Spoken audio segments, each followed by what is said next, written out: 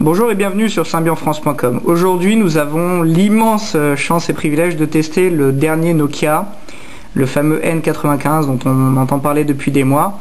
C'est un appareil qui va beaucoup faire parler de lui parce qu'il intègre une grosse multitude de fonctions, parmi lesquelles un appareil Carl Zeiss 5 mégapixels, capacité de prendre des vidéos au format VGA, comme le Nokia N93, le GPS intégré, compatible 3G, 3G+, Wi-Fi, et la dernière version du système Symbian S60, donc avec de nombreuses nouveautés que nous verrons au cours de ce test.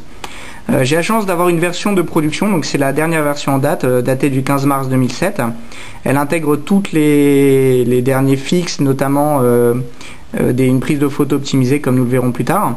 Je vais vous montrer en fait la boîte, pour commencer, du Nokia N95 telle que vous la trouverez dans le commerce.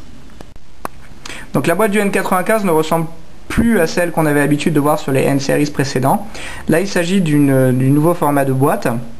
Donc elle est les mêmes dimensions que l'ancien, mais on ne trouve plus de multitude de photos du mobile en couverture, mais une seule, avec simplement l'appellation de la gamme, N-Series dans ce cas précis, et le nom du modèle.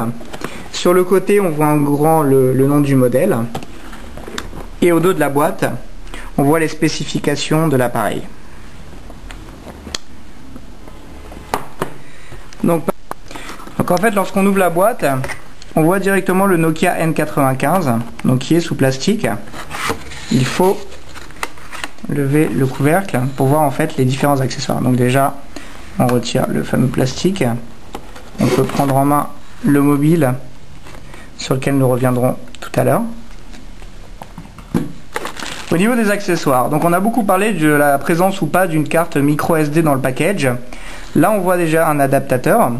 Mon Nokia N95 a été fourni avec une carte micro SD. Ceci dit, je préfère pas m'avancer pour dire que le pack définitif dans le commerce sera fourni de tel, parce que souvent Nokia donne pour des tests des appareils avec des cartes mémoire plus puissantes que ce qui est finalement distribué. À gauche et droite du mobile, en fait, on trouve le kit piéton. Donc on a déjà la joie de voir que Nokia fournit un kit classique, la fameuse prise jack 3.5 qu'on attend depuis des années chez Nokia. Et comme le constructeur fait bien les choses, on a également une télécommande qui est bien plus classe et agréable que celle qu'on avait notamment sur les dernières séries telles le N80. Donc avec bouton sur le côté, contrôle du volume et donc le fameux adaptateur.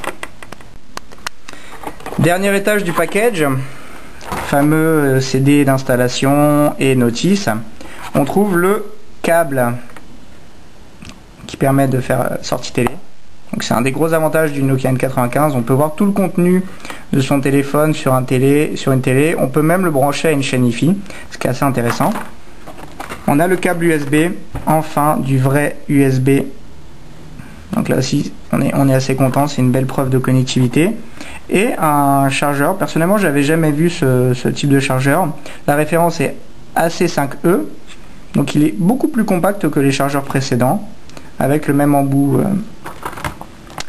Concernant la dock, donc le fameux CD d'installation, apparemment il y aurait plus que PC Suite à l'intérieur, donc je reviendrai dessus.